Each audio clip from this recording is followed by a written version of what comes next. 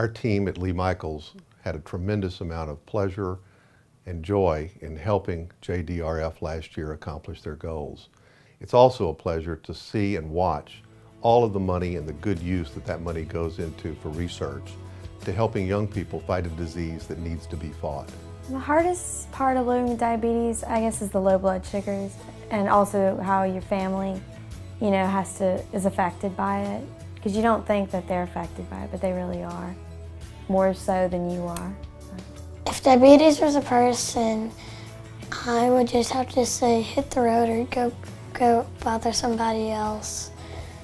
And then it would just have to be over with for me, and I'd be really happy because it just really annoys me.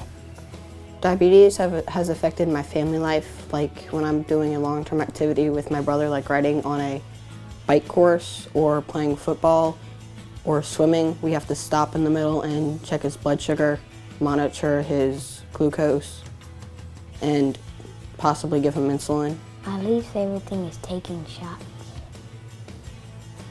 Well, I think, Tyler is scared of the needles, so he doesn't like to see me prick myself or take shots or put the pump in. And Brandon, he just helps out. He helps out a lot. I have to take shots a lot.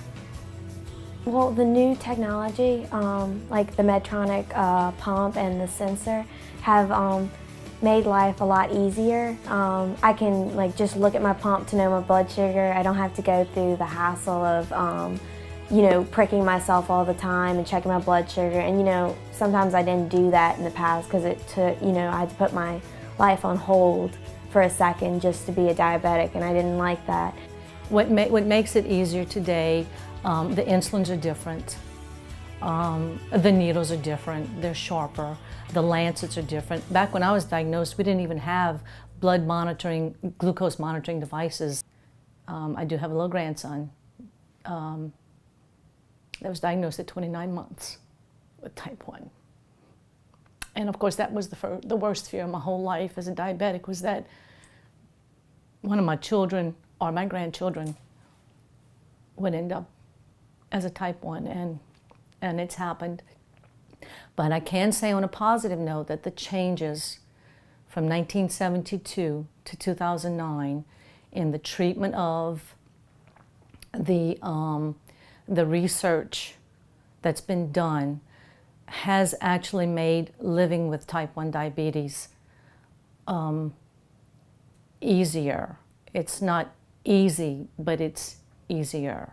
As a company, we definitely admire the JDRF for taking the lead with new and emerging technologies like continuous glucose monitoring. And I have to say, nationally, the JDRF was one of the first and probably the only organizations that really recognized the value that emerging technologies like continuous glucose monitoring can bring to their patients.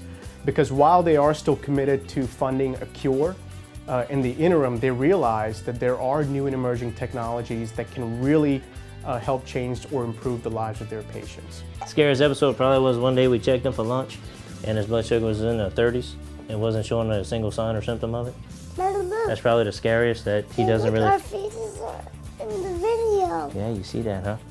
The scariest thing is he doesn't show signs and symptoms till the absolute last minute, and that's kind of the scariest part. I guess what I'd like to see for the future with diabetes is that there is a cure, and that one day my son can say that he did have it and no longer does. When I was diagnosed with type 1 diabetes in 1983, I was told I had to eat 3 meals a day and 2 snacks, and they had to be at certain times. Now we tell our diabetics that you can pretty much eat when you want as long as you meet the food with a dose of insulin. And this is something that's very, very different over the years than what we had previously told our diabetics. So with the combination of the much better mealtime bolus analog type insulins and the much more stable basal insulins, we really have been able to pharmacologically add normalcy to these children's lives. And what I've seen throughout the years, over the 34 years I've lived with this disease, is many improvements in the tools and the therapies that we have delivered through research to improve the lives of people like me, and particularly for young people diagnosed with diabetes, so that they can live a longer, fuller life. And so JDRF's strategy is very concerted on how does the research we fund improve the lives of people with diabetes. And that's why we have a committee of people with diabetes or with loved ones with diabetes who review the research and help make the decisions about what research we're going to fund. There's one thing about the diabetes research area that really gets me motivated, and that is when I talk to people who have diabetes, they understand that sometimes diabetes is a forgotten problem. That you don't see that somebody has diabetes when you look at them. You don't notice that they're having to go for additional treatments. It's, if you will, the silent disease.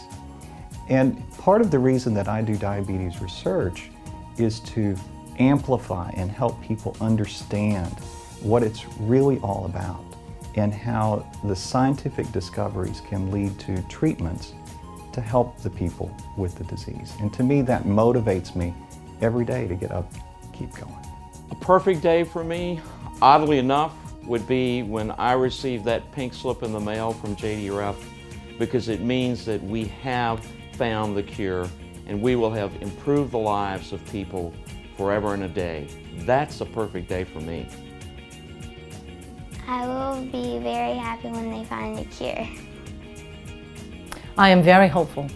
I am very hopeful through the research and JDRF that a cure will be found at least in my grandson's lifetime. Very hopeful, very hopeful.